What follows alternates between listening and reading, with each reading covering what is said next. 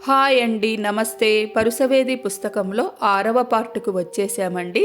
క్రిందటి పార్టులో శాంటియాగో మరియు ఇంగ్లీష్ వ్యక్తి ఇద్దరూ కూడా బిడారంలో ఆల్ఫయుం ఒయాసిస్కు బయలుదేరి వెళ్తారు. మార్గమధ్యంలో వారిద్దరూ ఎన్నో విషయాలను తెలుసుకుంటారు.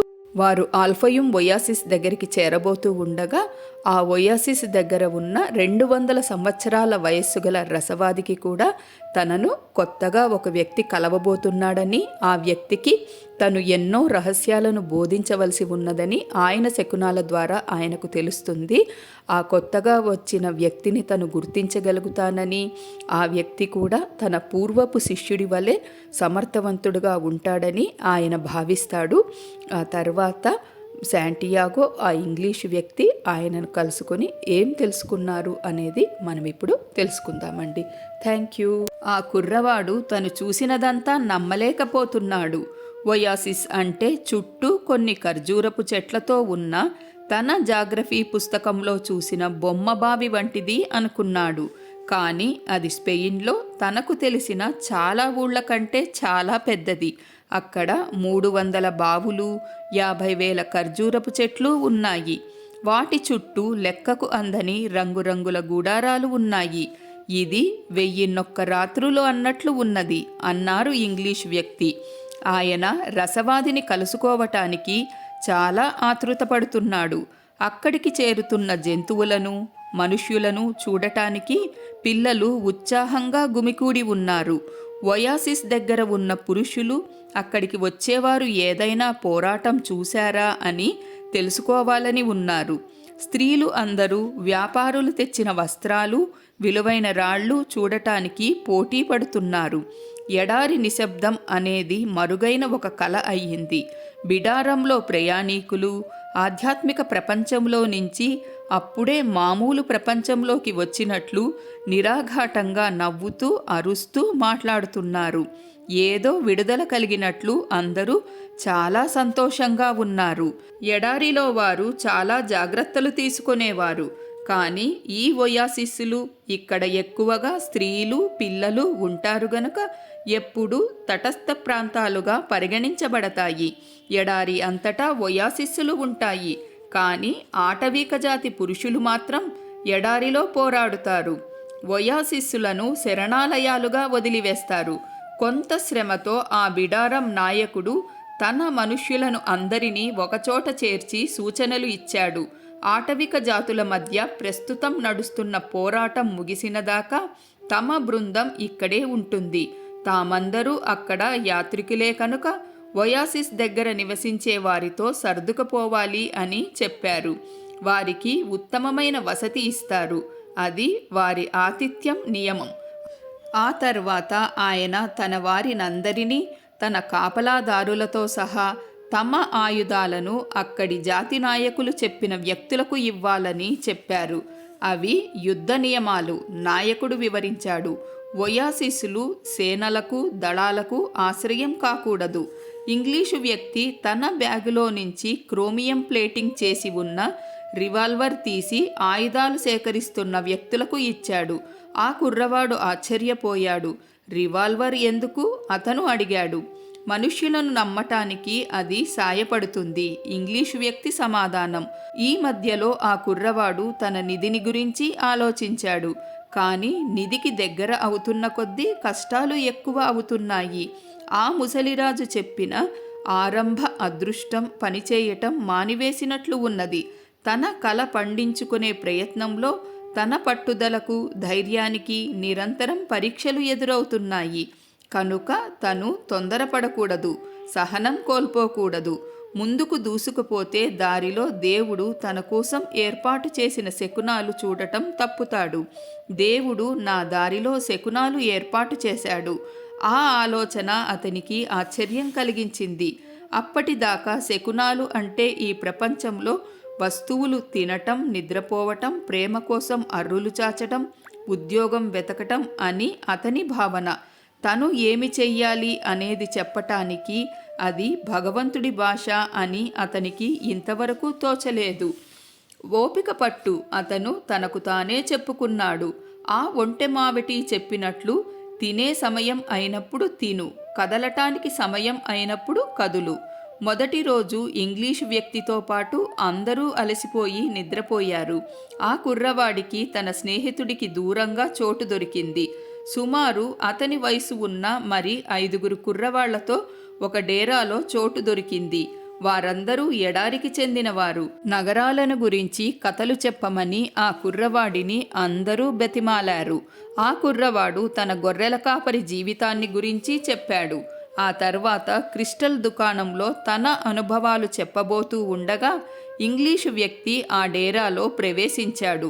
పొద్దుటి నుంచి నీకోసమే చూస్తున్నాను, కుర్రవాడిని డేరా వెలుపలికి తీసుకువెళ్తూ అన్నాడు.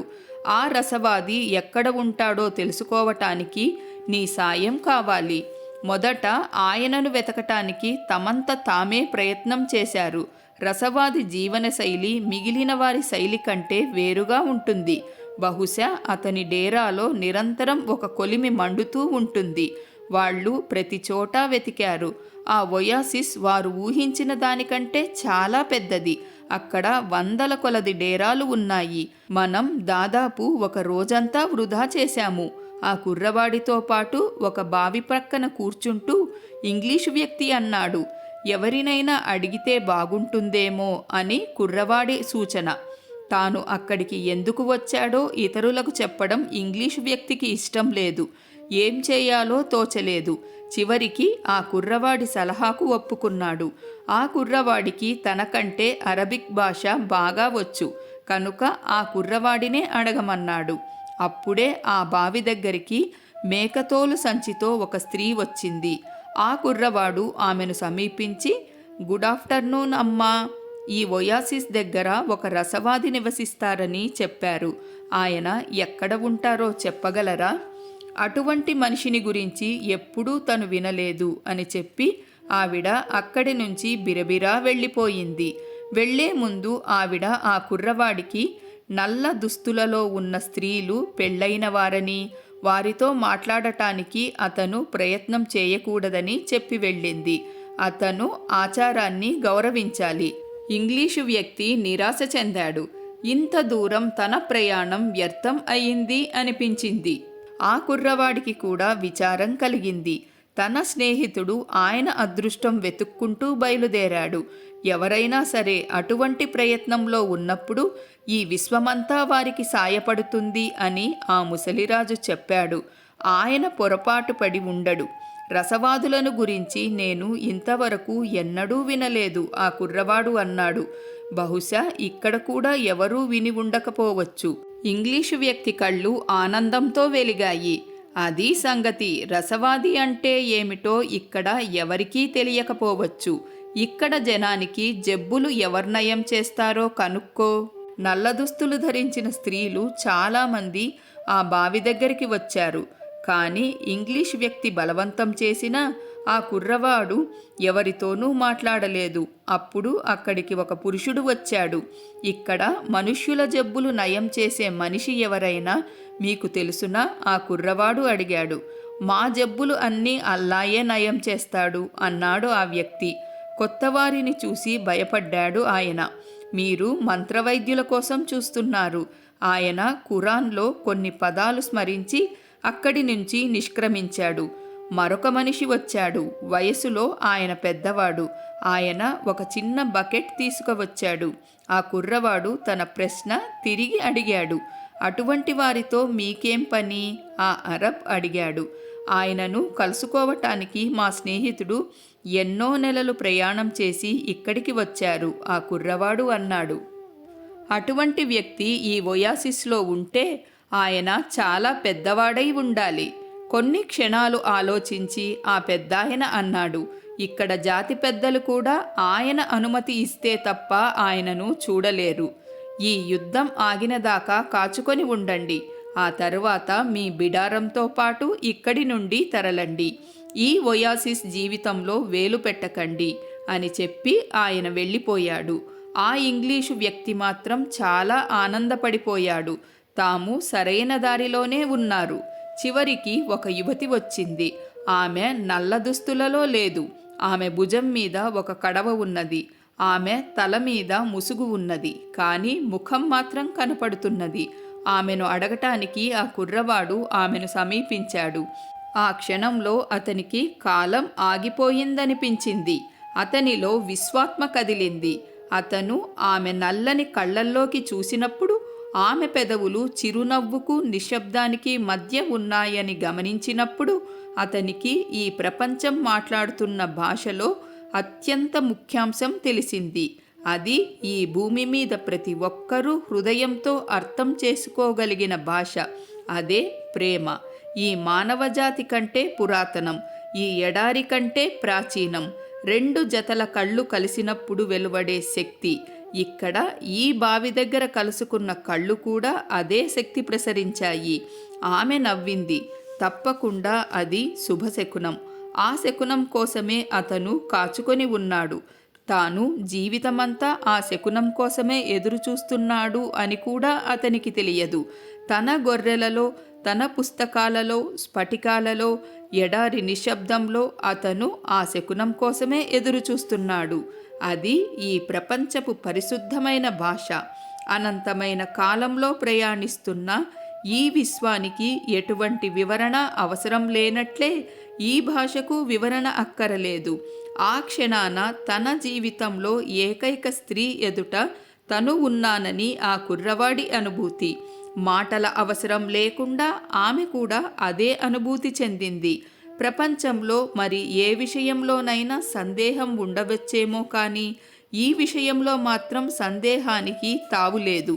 తాను ప్రేమలో పడినప్పుడు ఎదుటి వ్యక్తికి ఆ బాసట చేయబోయే ముందు ఆ వ్యక్తిని గురించి పూర్తిగా తెలుసుకోవాలని అతని తల్లిదండ్రులు, పితామహులు అతనికి చెప్పారు.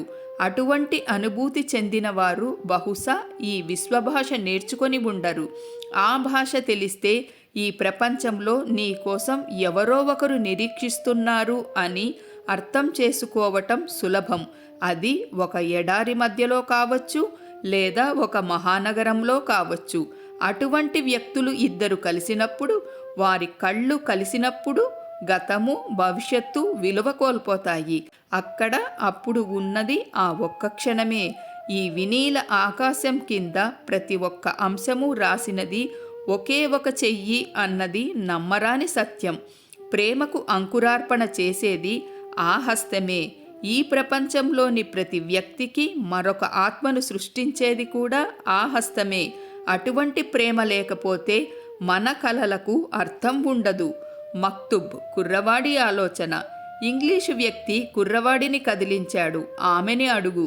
కుర్రవాడు ఆ అమ్మాయికి మరికొంచెం దగ్గరగా జరిగాడు. ఆమె నవ్వింది. అతను కూడా అదే పని చేశాడు. నీ పేరేమిటి? అతను అడిగాడు. ఫాతిమా. అతని చూపు తప్పించుకుంటూ ఆ అమ్మాయి చెప్పింది. మా దేశంలో కొంతమంది పేరు కూడా అదే. అది ప్రవక్త కుమార్తె పేరు. ఫాతిమా అన్నది. ఆక్రమణదారులు ఆ పేరుని అన్ని చోట్లకు చేరవేశారు. ఆక్రమణదారులు అన్నప్పుడు ఆ అమ్మాయి అందమైన ముఖంలో గర్వరేఖ తొంగి చూసింది. ఇంగ్లీషు వ్యక్తి మరొకసారి ఆ కుర్రవాడిని వెనక నుంచి ఛో అన్నాడు. ఆ కుర్రవాడు జబ్బులకు చికిత్స చేసే వ్యక్తిని గురించి ఆ అమ్మాయిని అడిగాడు. ఈ ప్రపంచంలోని రహస్యాలన్నీ ఆయనకు తెలుసు. ఆ అమ్మాయి అన్నది. ఆయన ఈ ఎడారిలో జన్యువులతో మాట్లాడుతాడు. జన్యువులు మంచికి చెడుకి ఆత్మలు. ఆ వింత వ్యక్తి అక్కడ ఉంటాడు అన్నట్లు ఆ అమ్మాయి దక్షిణ దిక్కుగా వేలు చూపింది. ఆ తర్వాత తన కడవ నీటితో నింపుకొని వెళ్ళిపోయింది. రసవాదిని కనుక్కునే ప్రయత్నంలో ఇంగ్లీషు వ్యక్తి కూడా మాయమయ్యాడు. ఆ బావి పక్కనే ఆ కుర్రవాడు చాలాసేపు కూర్చున్నాడు. ఆ అమ్మాయి దగ్గర పరిమళం తరీఫాలో ఒకనాడు ఆ లెవాంటర్ తీసుకువచ్చిన విషయం అతనికి మదిలో మెదిలింది. ఆ అమ్మాయి ఎక్కడ ఉన్నది అని తెలియకముందే అతను ఆమెను ప్రేమించాడు. ఆమె పట్ల తనకు ఉన్న ప్రేమ ప్రపంచంలోని అన్ని నిధులను కనుక్కునే శక్తి ఇస్తుందని అతనికి తెలిసింది. ఆ మర్నాడు ఆ అమ్మాయి కనపడుతుందనే ఆశతో ఆ కుర్రవాడు మళ్ళీ బావి దగ్గరకు వచ్చాడు. అక్కడ ఆశ్చర్యకరంగా ఎడారిలోకి చూస్తూ ఇంగ్లీషు వ్యక్తి దర్శనమిచ్చాడు. మధ్యాహ్నం నుంచి సాయంత్రం దాకా కాచుకు కూర్చున్నాను అతను అన్నాడు. చుక్కలు పొడిచిన తర్వాత దర్శనం ఇచ్చాడు. నేను దేనికోసం అన్వేషిస్తున్నానో ఆయనకు చెప్పాను. నేను ఎప్పుడైనా సీసాన్ని బంగారంగా మార్చానా అని ఆయన ప్రశ్నించాడు. అది నేర్చుకోవటానికే నేను ఇక్కడికి వచ్చాను అని ఆయనకు చెప్పాను.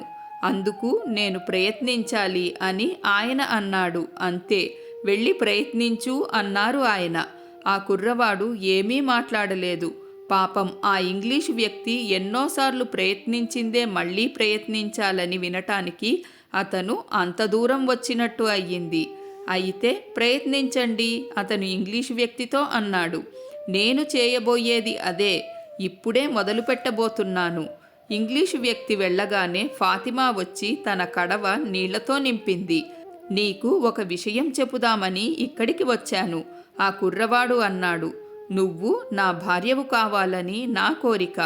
నేను నిన్ను ప్రేమిస్తున్నాను. ఆ అమ్మాయి తన చేతిలో బిందె పడేసింది. నీళ్లు ఒలికిపోయాయి. ప్రతిరోజు నేను ఇక్కడ నీకోసం కాచుకొని ఉంటాను. పిరమిడ్స్ దగ్గర ఎక్కడో ఉన్న నిధిని వెతుకుతూ నేను ఈ ఎడారి దాటాను. నాకు ఈ యుద్ధం ఒక శాపంలాగా ఎదురైంది. కానీ ఇప్పుడు అదే ఒక వరం అయ్యింది. ఎందుకంటే నన్ను నీ దగ్గరికి చేర్చింది. ఆ యుద్ధం ఏదో ఒకనాడు ఆగిపోతుంది, ఆ అమ్మాయి అన్నది.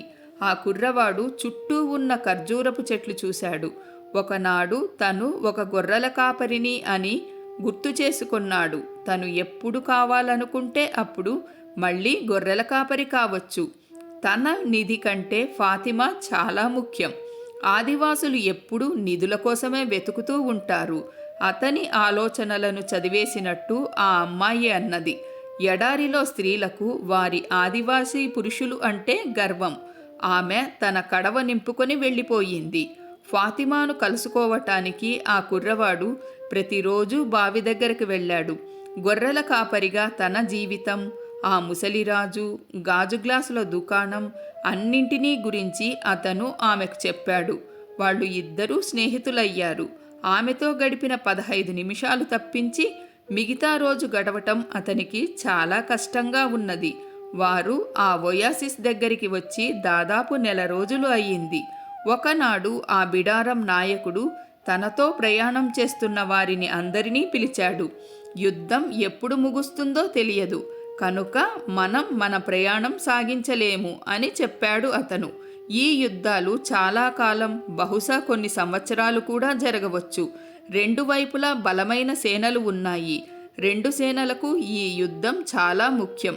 ఇది మంచికి చెడుకి మధ్య జరుగుతున్న యుద్ధం కాదు, అధికారం కోసం ప్రయత్నించుతున్న రెండు శక్తుల మధ్య పోరాటం. అటువంటి యుద్ధం మిగిలిన యుద్ధాల కంటే చాలా కాలం నడుస్తుంది. కారణం అక్కడ అల్లా రెండు వైపులా ఉన్నాడు. అందరూ ఎవరెవరి గూడారాలకు వారు వెళ్ళిపోయారు. ఆ మధ్యాహ్నం ఆ కుర్రవాడు ఫాతిమాను కలుసుకోవడానికి వెళ్ళాడు. ఆమెకు ఆ ఉదయం సమావేశంలో జరిగిన విషయం చెప్పాడు. మనం కలిసిన మరుసటి రోజు ఫాతిమా అన్నది, నువ్వు నన్ను ప్రేమిస్తున్నానని చెప్పావు. ఆ తర్వాత నువ్వు విశ్వభాష గురించి, విశ్వాత్మను గురించి కొంత చెప్పావు. కనుక దానితో నేను నీలో ఒక భాగం అయిపోయాను. ఆ కుర్రవాడు ఆమె స్వరంలో శబ్దం వింటున్నాడు. ఖర్జూరపు చెట్లలో గాలి సవ్వడి కంటే ఆమె స్వరం శ్రావ్యంగా ఉన్నదని అనిపించింది అతనికి. ఈ ఒయాసిస్ దగ్గర నేను నీకోసం చాలా కాలంగా వేచి ఉన్నాను. నేను నా గతాన్ని గురించి, నా ఆచారాల గురించి, ఎడారిలో స్త్రీలు ఎలా ప్రవర్తించాలో ఆశించే పురుషులను గురించి నేను మర్చిపోయాను. నా బాల్యం నుంచి ఈ ఎడారి నాకు ఒక అద్భుతమైన కానుక తెచ్చి ఇస్తుందని కలగన్నాను. ఇప్పుడు కానుక వచ్చింది. ఆ కానుక నువ్వే. ఆ కుర్రవాడు ఆమె చేయి అందుకోవాలని అనుకున్నాడు. కానీ ఫాతిమా రెండు చేతులు, ఆ కూజ రెండు చెవులు పట్టుకొని ఉన్నాయి. నువ్వు నీ కళలను గురించి, ఆ ముసలిరాజుల గురించి, మీ నిధిని గురించి నాకు చెప్పావు. శకునాలను గురించి కూడా నాకు చెప్పావు. కనుక ఇప్పుడు నాకు భయం లేదు. ఎందుకంటే ఆ శకునాలే నిన్ను నా దగ్గరికి తీసుకువచ్చాయి. నువ్వు అన్నట్లు నేను నీ కలలో ఒక భాగాన్ని, మీ అదృష్టంలో కూడా ఒక భాగాన్ని. అందుకే నువ్వు నీ గమ్యం దిశగా కొనసాగాలని నా కోరిక. యుద్ధం ముగిసిన దాకా ఆగదలుచుకుంటే ఆగు. అంతకుముందే వెళ్ళాలని ఉంటే నీ కలలను వెంటాడుతూ వెళ్ళు. ఈ గాలి వల్ల ఇసుక తిన్నెలు మారుతాయి కానీ ఎడారి ఎన్నటికీ మారదు. మన పరస్పర ప్రేమ కూడా అంతే. మక్తుబ్ ఆమె అన్నది. నిజంగానే నేను నీ కలలో ఒక భాగం అయితే ఏదో ఒకనాడు నువ్వు తప్పక తిరిగి వస్తావు. ఆనాటికి తిరిగి వెడుతూ ఉంటే ఆ కుర్రవాడికి దిగులు వేసింది. తనకు తెలిసిన పెళ్ళి అయిన గొర్రెల కాపర్లు అందరిని గురించి ఆలోచించాడు. వాళ్ళు ఎప్పుడైనా దూరదేశాలకు వెళ్ళవలసి వస్తే తమ భార్యలకు నచ్చచెప్పటానికి చాలా కష్టపడేవారు. తాను ప్రేమించిన వారి చెంతనే ఉండాలని ప్రేమ కోరుతుంది. తరువాత కలిసినప్పుడు అతను ఫాతిమాకు ఆ విషయం చెప్పాడు. ఈ ఎడారి మా మగవాళ్లను మా దగ్గరి నుంచి తీసుకుపోతుంది. అందరూ తిరిగి వస్తారని నమ్మకం లేదు ఆమె అన్నది. మాకు ఆ విషయం తెలుసు. అందుకే మేము అలవాటు పడిపోయాము. తిరిగిరాని వాళ్ళు మబ్బులలో కలిసిపోతారు. కనుమలలో దాగి ఉండే జంతువులలో భూమిలో నుంచి వచ్చే నీటితో ఒక భాగం అయిపోతారు. వారు ప్రతిదానిలోనూ ఒక భాగం అయిపోతారు. వారు విశ్వాత్మ అయిపోతారు. కనుక తిరిగిరా. అప్పుడు తమ పురుషులు కూడా ఏదో ఒకనాడు తిరిగి వస్తారనే ఆశతో ఇక్కడ ఇతర స్త్రీలు సంతోషపడతారు. నేను అటువంటి స్త్రీలను చూసి వారి ఆనందాన్ని చూసి అసూయపడేదానిని. నేను కూడా వేచి ఉండే స్త్రీలలో ఒకదానిని అవుతాను. నేను ఎడారి స్త్రీని. ఆ విషయం నాకు గర్వకారణం. నా భర్త ఇసుక తిన్నెల రూపు మార్చే గాలి అంత స్వేచ్ఛగా తిరగాలి అని నా కోరిక. అవసరమైతే అతను ఈ మబ్బులలో, జంతువులలో, ఈ ఎడారి నీటిలో ఒక భాగం అయిపోయాడు అనే వాస్తవం అంగీకరించటానికి నేను సిద్ధంగా ఉన్నాను. ఆ కుర్రవాడు వెళ్ళి ఇంగ్లీష్ వ్యక్తి కోసం చూశాడు.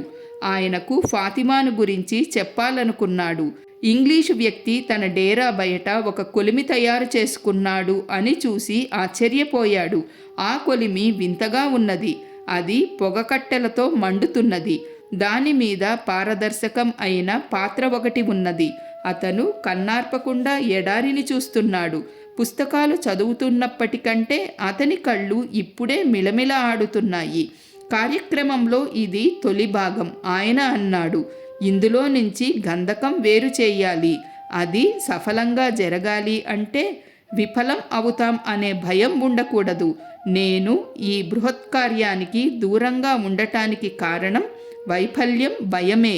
10 ఏళ్ల కిందట మొదలుపెట్టి ఉండవలసింది. నేను ఈనాడు మొదలు పెడుతున్నాను. 20 సంవత్సరాలు వేచి ఉండలేదు అన్న సంతోషం ఒక్కటే మిగిలింది ఇప్పుడు. ఆ మంట అలాగే కొనసాగటానికి తగిన ఇంధనం వేస్తూనే ఉన్నాడు. ఆ కుర్రవాడు సూర్యుడు అస్తమించుతూ ఉండగా ఎడారి అంతా ఎర్రబడే వరకు అక్కడే ఉన్నాడు. బయట ఎడారిలోకి వెళ్ళాలనే ఒక తృష్ణ మొదలైంది. అక్కడ ఆ నిశ్శబ్దంలో తన ప్రశ్నలకు సమాధానం దొరుకుతుందేమోనని అతని ఆశ. ఒయాసిస్ దగ్గర ఖర్జూరపు చెట్లు కనపడేటంత దూరంలో కొంతసేపు తిరిగాడు. గాలిసడి విన్నాడు. కాళ్ల కింద రాళ్ళు అనుభూతి చెందాడు. అక్కడక్కడ 1-2 ఆల్చిప్పలు కనిపించాయి. ప్రాచీన కాలంలో ఎప్పుడో ఈ ఎడారి కూడా ఒక సముద్రం అయి ఉండవచ్చు అని గ్రహించాడు. అతను ఒక రాయి మీద కూర్చున్నాడు. క్షితిజం వైపు చూస్తూ తన్మయం చెందటానికి ప్రయత్నించాడు. ప్రేమ అనే భావనను సొంత వస్తువు అనే భావన నుంచి విడదీయటానికి ప్రయత్నించాడు. కానీ ఆ రెంటిని వేరు చేయలేకపోయాడు. కానీ ఫాతిమా ఈ ఎడారి స్త్రీ. తాను అర్థం చేసుకోవటానికి సాయం చేయగలిగింది ఎడారి ఒక్కటే. అక్కడ కూర్చొని ఆలోచిస్తూ ఉంటే అతని తలపైన ఏదో కదలిక తెలిసింది. తల ఎత్తి పైకి చూస్తే 2 డేగలు ఆకాశంలో ఎగురుతూ కనిపించాయి. ఆ డేగలు ఎగురుతూ ఉంటే చూడసాగాడు. వాటి ఎగరటంలో ఒక పద్ధతి అంటూ ఏమీ లేకపోయినా అతనికి అందులో ఏదో ఒక అర్థం గోచరించింది. అది ఏమిటో పూర్తిగా అతనికి గ్రహింపు కాలేదు. వాటి కదలికను అనుసరించుతూ అందులో అర్థం తెలుసుకోవటానికి ప్రయత్నించాడు. సొంతం కాని ప్రేమకు అర్థం ఏమిటో బహుశా ఈ ఎడారి పక్షులు చెప్పగలవేమో. అతనికి నిద్ర వచ్చింది. అతని గుండె మేలుకొని ఉండాలని కోరుతున్నది. కానీ అతడికి నిద్ర వస్తున్నది. నాకు ఇప్పుడే విశ్వభాష తెలుస్తున్నది. ఈ ప్రపంచంలో ప్రతి ఒక్కదానికి ఒక అర్థం ఉన్నది. ఈ డేగలు ఎగరటానికి కూడా అని తనకు తనే చెప్పుకున్నాడు. ఆ మూడులో అతను తను ప్రేమలో పడినందుకు కృతజ్ఞుడు అయినాడు. ప్రేమలో పడితే ప్రతిదానికి ఒక అర్థం కనపడుతుందని అతని ఆలోచన. హఠాత్తుగా ఆ 2 డేగలలో ఒకటి రెండవదాన్ని దాడి చేస్తూ క్షణకాలంలో దూసుకుపోయింది. అది అలా చేస్తూ ఉంటే ఆ కుర్రవాడి కళ్ళ ముందర ఒక దృశ్యం హఠాత్తుగా మెరిసింది. కత్తులు దూసి సిద్ధంగా ఉన్న ఒక సేన ఒయాసిస్ దిశగా సవారీ చేస్తూ వస్తున్నది. ఆ దృశ్యం మరుక్షణంలో మాయమైంది. కానీ అది కుర్రవాడిని కదిలించి వేసింది. జనం ఎండమావులని గురించి మాట్లాడుతుంటే అతను విన్నాడు. తను స్వయంగా కూడా కొన్ని చూశాడు. అవి కోరికలు. వాటి తీక్షణతను బట్టి అవి ఎడారి తిన్నెల మీద కనిపిస్తాయి. కానీ ఆ ఒయాసిస్ మీదికి ఎవరూ దండెత్తి రావటం అతనికి సుతారాము ఇష్టం లేదు. ఆ దృశ్యం మర్చిపోయి తన ధ్యానంలోకి తిరిగి వెళ్ళాలని అతని కోరిక. అతను లేత ఎర్ర రంగుల ఎడారి మీద, దాని రాళ్ల మీద మనసు లగ్నం చేయటానికి ప్రయత్నించాడు. కానీ ఆ ఏకాగ్రత కుదరనీయకుండా అతని గుండెలో ఏదో అడ్డుపడుతోంది. సర్వదా శకునాలను అనుసరించు, ముసలిరాజు చెప్పారు. ఆ కుర్రవాడికి తను చూసిన దృశ్యం గుర్తుకు వచ్చింది. అది నిజంగా జరగబోతున్నదని అతనికి అనిపించింది. అతను లేచి ఈత చెట్ల వైపు నడిచాడు. తనలో మెదులుతున్న అనేక భాషలు గమనించాడు. ప్రస్తుతం ఈ ఎడారి సురక్షితమైన ప్రదేశమే. ఒయాసిస్ మాత్రమే ప్రమాదకరమైన స్థలం. ఒంటెమావటి ఒక ఈత చెట్టు మొదట కూర్చొని సూర్యాస్తమయం చూస్తున్నాడు. ఇసుక తిన్నెల అవతలి వైపు నుంచి ఆ కుర్రవాడు రావటం అతను గమనించాడు. ఒక సైన్యం వస్తున్నది. ఆ కుర్రవాడు అన్నాడు, నాకు దర్శనం అయ్యింది. ఈ ఎడారి అందరి గుండెల్లోనూ దర్శనాలు నింపుతుంది అన్నాడు ఒంటెమావటి. ఆ కుర్రవాడు అతనికి డేగను గురించి చెప్పాడు. అవి ఎగురుతూ ఉండగా తను చూస్తూ ఉంటే ఉన్నట్టు ఉండి తను విశ్వాత్మలో మునిగిపోయిన అనుభూతి కలిగింది. ఆ కుర్రవాడు చెప్పేది ఆ మావటికి అర్థం అయింది. ఈ భూమి మీద ఏదైనా సరే మిగిలిన వాటి చరిత్ర చెప్పగలదు అని అతనికి తెలుసు. ఒక పుస్తకం ఏ పేజీ దగ్గరైనా తెరవవచ్చు. ఒక మనిషి చేతివైపు ఒక చూపు, ఒక కార్డు తిప్పవచ్చు, లేదా పక్షులు ఉంటే గమనించవచ్చు. ఏది గమనించినా సరే వాస్తవంలో తన అనుభవానికి ముడిపెట్టవచ్చు. నిజానికి ఆ వస్తువులు, సంఘటనలు తమంతట తాము ఏమీ చెప్పటం లేదు. చుట్టూ జరిగే సంఘటనలు చూసి మనుషులే విశ్వాత్మలో ప్రవేశించి చూస్తున్నారు. ఈ విశ్వాత్మలో ప్రవేశించటంలో తమ సామర్థ్యాన్ని బట్టి జీవనం వెళ్లదీసేవారు ఎడారిలో చాలామంది ఉన్నారు. వాళ్ళని యోగులు అంటారు. ఇక్కడ స్త్రీలకు, వృద్ధులకు వారిని చూస్తే భయం. ఇక్కడ కొండజాతి వారు కూడా వారిని సంప్రదించటానికి జంకుతారు. ఎందుకంటే తను చనిపోతాడు అని తెలిస్తే యుద్ధంలో ప్రతిభావంతంగా పోరాడటం అసాధ్యం అవుతుంది. కొండజాతి పురుషులకు యుద్ధం అంటే రుచి. ఏమి జరగబోతోందో తెలియదు కనుక అది ఒక అద్భుతమైన పులకరింత. భవిష్యత్తులో ఏమి జరగబోతోందో అల్లా రాసి ఉంచాడు. ఆయన రాసింది అంతా మానవుడి మేలు కోసమే. కనుక కొండజాతి వారు కేవలం వర్తమానం కోసం జీవించారు. ఎందుకంటే వర్తమానం ఆశ్చర్యాల అద్భుత ఆలయం. వారు చాలా విషయాలను గురించి మెలకువగా ఉండాలి. శత్రువు కత్తి ఎక్కడ ఉన్నది, అతని గుర్రం ఎక్కడ ఉన్నది, సజీవంగా ఉండాలి అంటే తర్వాతి దెబ్బ తను ఎలా వేయాలి. ఒంటెమావటి యోధుడు కాదు, అతను యోగులను సంప్రదించుతాడు. వారిలో చాలామంది చెప్పింది జరిగింది, కొందరే తప్పు చెప్పారు. ఈనాడు ఆ యోగులలో అందరికంటే వృద్ధుడు ఈ ఒంటెమావటిని అతనికి భవిష్యత్తు గురించి అంత ఆసక్తి ఎందుకు అని అడిగారు. నేను తలచినది సాధించటానికి అతను సమాధానం చెప్పాడు. నాకు ఇష్టం లేని విషయాలను మార్చటానికి ప్రయత్నం చేయవచ్చు. అప్పుడు అవి నీ భవిష్యత్తు కాదు కదా. యోగి అన్నారు, భవిష్యత్తులో జరగబోయేదానికి నేను సిద్ధంగా ఉండటానికి.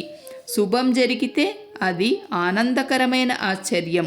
ఆ యోగి అన్నారు, అదే అశుభం అయితే, అది నీకు ముందరనే తెలిస్తే అవి జరగక మునిపే నువ్వు చాలా బాధపడతావు. నేను మగవాడిని కనుక భవిష్యత్తును గురించి తెలుసుకోవాలనుకుంటున్నాను, ఒంటె మావటి ఉద్యోగితో అన్నాడు. మగవారు ఎప్పుడూ భవిష్యత్తు మీద ఆధారపడే జీవిస్తారు. ఆ యోగి రెమ్మలు విసరడంలో నిపుణుడు. వాటిని నేల మీద విసిరి అవి పడిన విధానం గమనించి ఆయన భవిష్యత్వాణి చెప్పేవారు. ఈనాడు ఆయన రెమ్మలు విసరలేదు, వాటిని ఒక గుడ్డలో చుట్టి తన సంచిలో పెట్టుకున్నారు.